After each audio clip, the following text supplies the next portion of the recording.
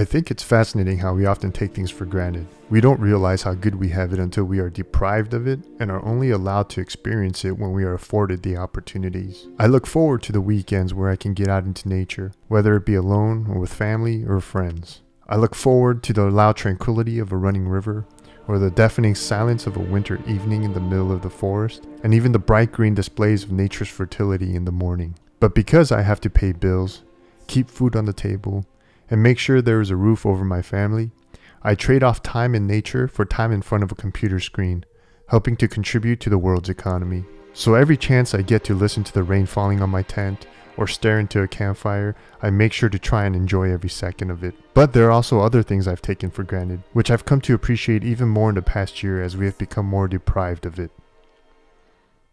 Community.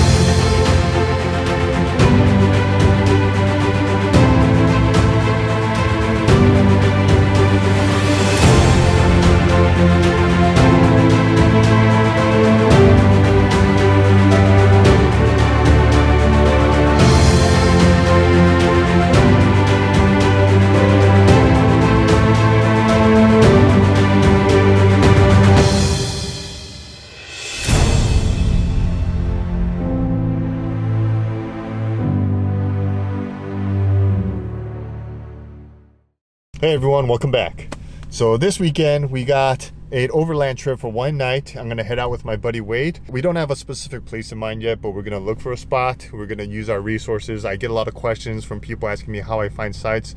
We're probably gonna use like Google Maps, Gaia, and iOverlander to locate a spot. I did do some modifications to the rig, and I did show some stories on my Instagram.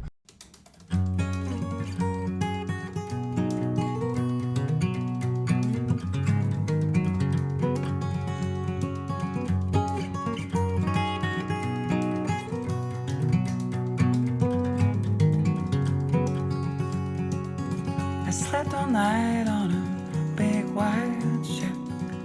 Seagulls were dancing all around. I woke up with a sunrise on the sea. Such a precious gift to me. The salty breeze and the waves, the slow pace. The salty breeze and the waves. No matter where I play.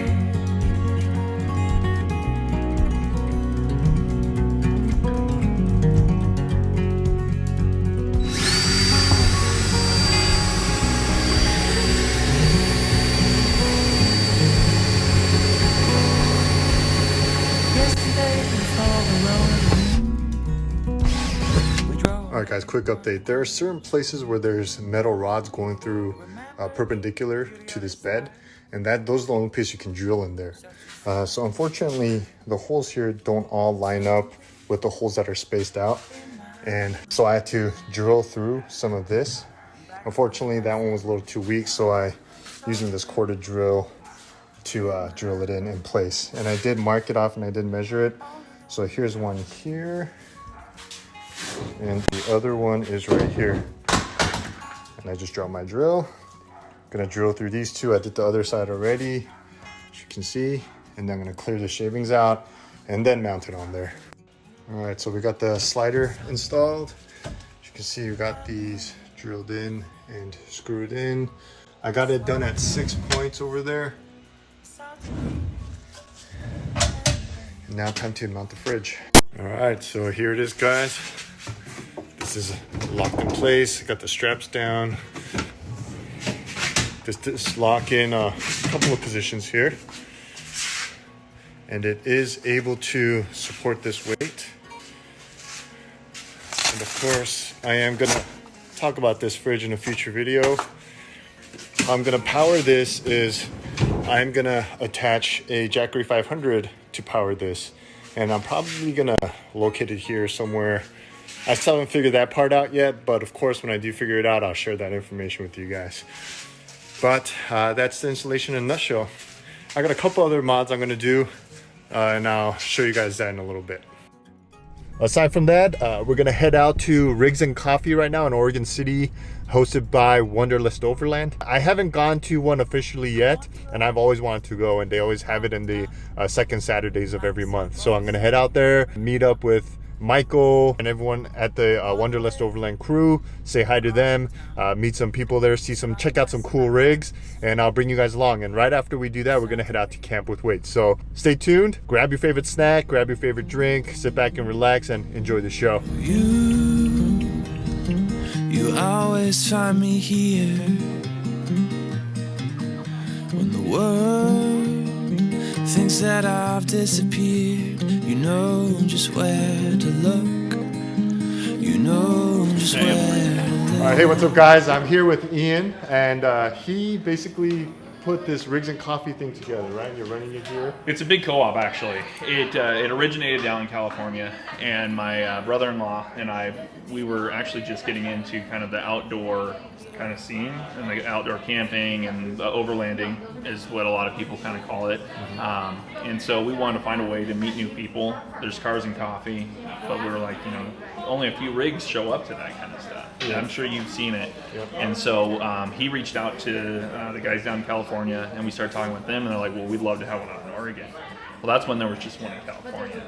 So now it's developed to where now we're pretty much countrywide. Different groups meet up at different kind of installers, like here at Wanderlust, that do different group meetups, and it makes it nice so we can meet up. Yeah, I mean, it's cool because, like, especially at times like right now when people are just kind of isolating themselves, it's cool to just kind of, we are doing the social distancing thing and stuff, but kind of meeting up with other people in the community and just kind of checking out these rigs. There's some crazy, fantastic rigs out here, and I just get lost in just kind of checking them out. It's nuts. Yeah. My wife will come and she'll be like, do I really need to come? Because you just disappeared. Because there's just so many things, and there's a lot of the same rigs. But you and I both drive Tundras. Your rig is totally different than my Tundra, in a good way. You've got all kinds of equipment and things like that, and then you've got other guys who do the same truck with not as much, and it's just cool to see what everyone's ideas are, and pick people's brains. So this is, we do it once a month. It's the second Saturday at this location. It's the second Saturday of every month, and it's always from 10 to 12 here at Wanderlust. We do have other states. You can actually go on to rigsandcoffee.com, and there's the list of all the different locations that we do. I think we're somewhere around like 15, 20 locations now countrywide. I do. Guys, I'm here with Mike. If you've been following me for a while, you know I like to do DIY stuff, but anytime I need professional help on my rig and getting things done, Mike and the team at Wanderlust Overland are the only guys I trust with my Tundra. Do you want to kind of share about how that came to be? I know Ian shared a little bit, but maybe Sure. Yeah. So I don't remember exactly how long ago it was. About 2 years ago, Ian from Rigs and Coffee sought us out for a place to actually have Rigs and Coffee here in the area. And we have a kind of a cool compound here, quite a bit of area. And so we said, sure, we love the community. And we decided to go ahead and open our doors for Rigs and Coffee once a month. I really like seeing everybody's rigs because, everybody has their own personal touches on stuff. Here at the shop, we kind of live in our own little microcosm of stuff that we sell and do. And it's nice to see other stuff, and it brings new ideas to us and new parts. And then also the big thing is community. Like, this community is awesome, the local overlanding people, and it's great to see all the faces, new and old, and meet new friends. The thing that comes as a common theme about Wanderlust is that it's like a family vibe. Right. It's a family environment, and I definitely feel like that. It feels like I'm coming back home when I come here. Yeah. And that's what we strive to do. We don't want to be. We want to be the kind of the anti-mechanic shop. Just bring your dogs, bring your kids out. Like, we love doing family stuff. If you don't have a family, bring your friends out. If your rig is your family, bring your rig out. Like, that's why we do what we do, because of those relationships.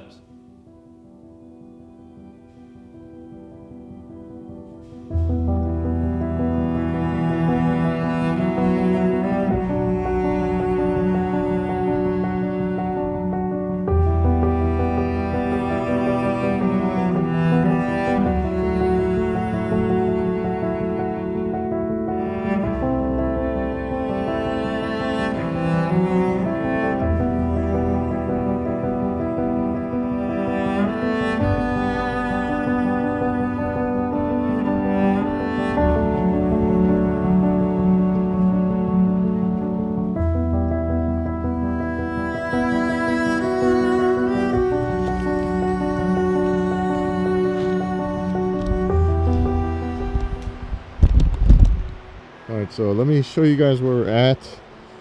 There's a road that goes straight across over there, and it goes behind these bushes over there, and I don't know if you can see, but the road continues on, and this right here is just like a little turnout road. We decided I'm just gonna park level over here. Like I said, cars don't usually go through unless they're gonna camp over here, so we're taking up the sites. Up ahead we saw similar situations where cars were backed in and they situated themselves into camp. So that's the main road behind the bush, like I said, and this is just a turnabout area. So I'm just gonna, that's the most level for me, so I'm just gonna pitch over there. Wade's gonna set up his tent on this side, and then I guess we'll figure out where we're gonna, good lord, huh? Hey Wade, Yeah. what is that?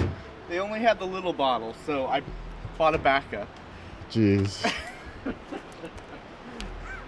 I don't think we'll finish that, but I hope not. it's I can't complain about that site right now though.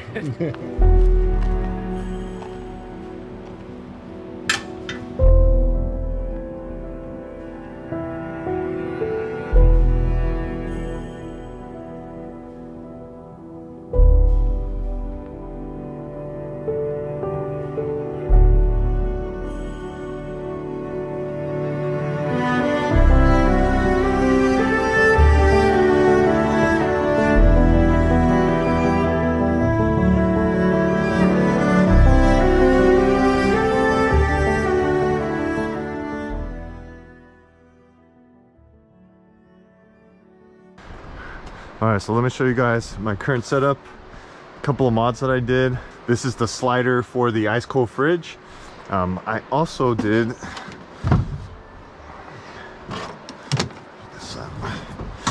I also installed this giant recovery tow hook, and tow hooks can sometimes not be as reliable because the rope can kind of slip past this hook area here, but this one does have this little spring latch or whatever to hold the rope in place, and I'll go more into this in a future video. And of course I got a cotter pin on this one, so what I need to do is I need to also get a locking pin so this stays secure, and this one will stay secure in here.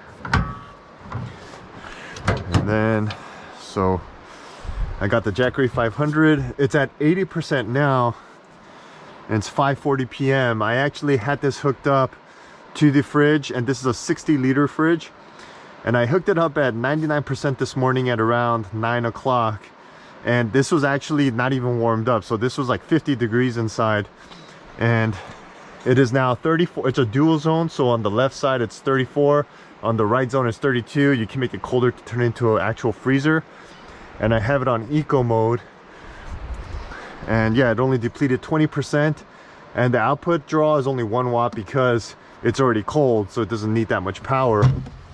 But initially when it was cooling it down from 0, it did take at least 33 watts. And so like I said, with the slide install, what I will probably do is I'll put this like right down here, and then this has actually a couple of different positions too. As you can see, with the mounting points that I installed, it's able to hold this weight even with the slide out, and there's no contact with the slide to the top of the bed. So, and then this has the cover here,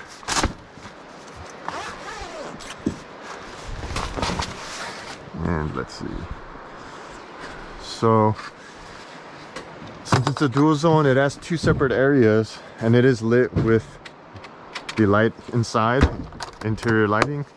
This is the other side over here. This is, I'll probably make that the fridge portion right here, and I got some food in here that I'll cook up later and do that. So yeah, there you go. So on a future video I'll go more in depth into this. Right now it's in testing phase, so I'll give you guys a heads up. And like I said, as far as the draw, the power on the fridge, and how much it uses off the Jackery, this is Jackery 500, it just depends on the outside temperature and what kind of power it needs to keep the interior cool. So yeah, so I'll keep you guys posted on that. But For right now, we're just gonna finish setting up camp here. Like I said, guys, I know some of you guys might freak out, but this is not the actual forest road. This is just a pull-out road to access this campground. And Wade has his roof nest over here, the condor, and he has a nice little view of the river from his point right here.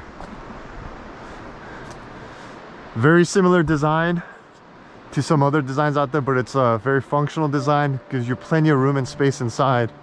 Let me go ahead and set everything up.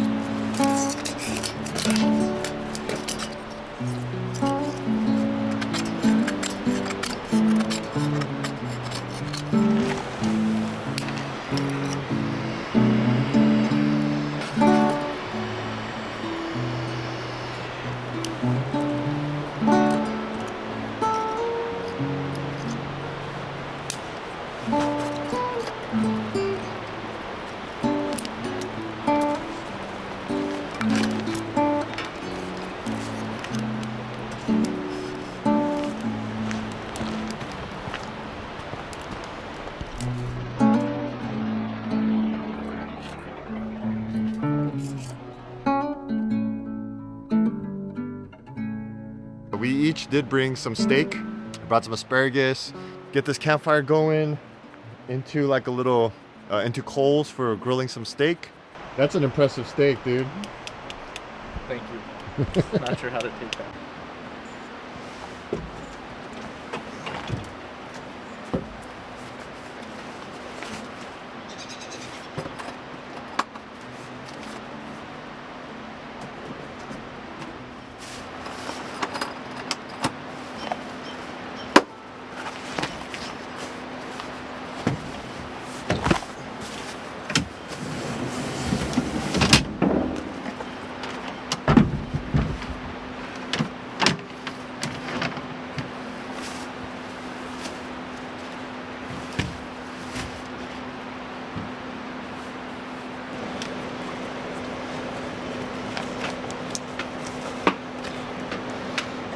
Some boneless ribeye.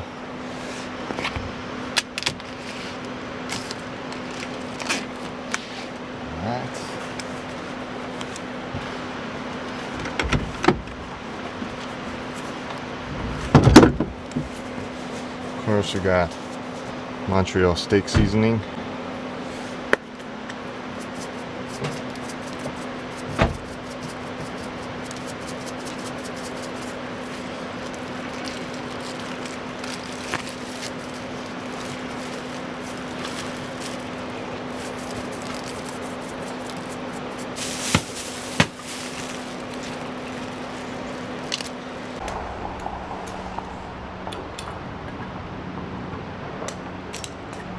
Alright, so my fire failed, so Wade here is saving the day. Does it have vents on the bottom? Yep. It actually makes the fire pretty warm, pretty hot. Does a good job.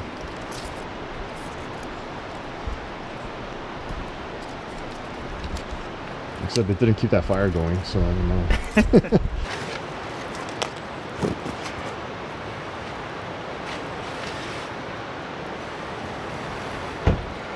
I got a lighter if you need it. Nope. Not needed. Yeah, I don't know why we spent money on what was supposed to be dry wood if it's going to be wet. The forest is just covered in wet wood right now. Yep.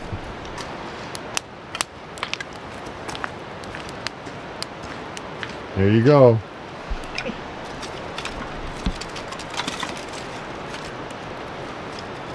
I think building a fire is like half the fun of going camping. Yeah, it is.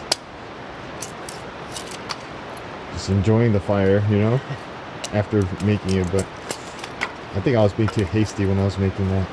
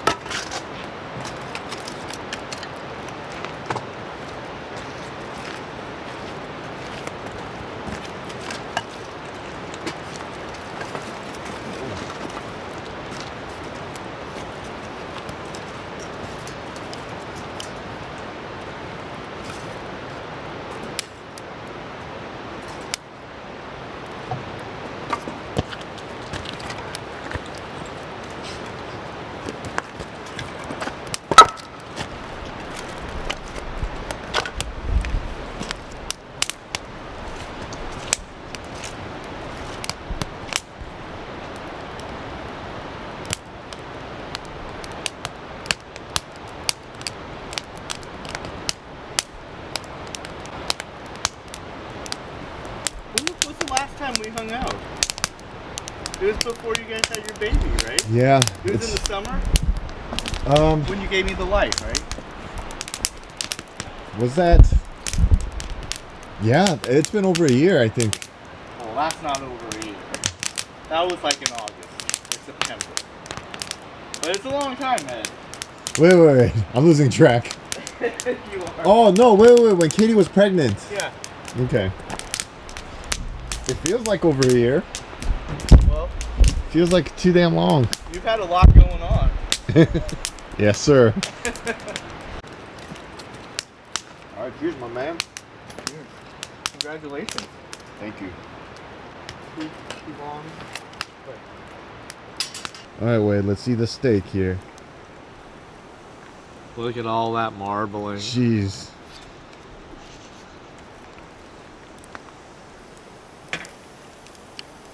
You're taking up the whole grill basically with that thing. That is impressive. I think it's 1.5 pounds. You know what? I can respect a man who can enjoy a good ribeye like that. I have no complex. It's okay. I am just gonna enjoy this alongside. There you go. Montreal seasoning What are you has saying? salt and spices, so it makes it convenient and easy. Oh, it's a pre-mixed spice? Yeah, Montreal. You don't know Montreal seasoning? No, Wade? I don't even know what you're my s- God. I don't even understand what you're saying. All right, I'm gonna go home, dude.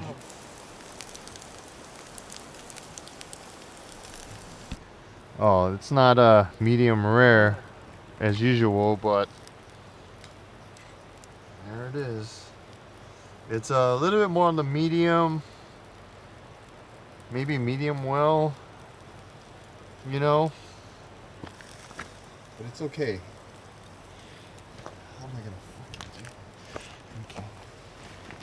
Okay. All right, guys, here I'm gonna. You can still see a little bit of pink. And I am going to. Is this even in the shot? Okay.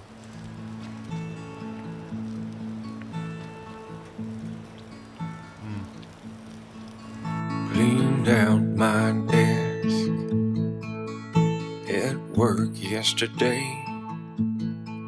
I haven't told Caroline. Don't know what to say. So I get dressed up in my shirt and tie.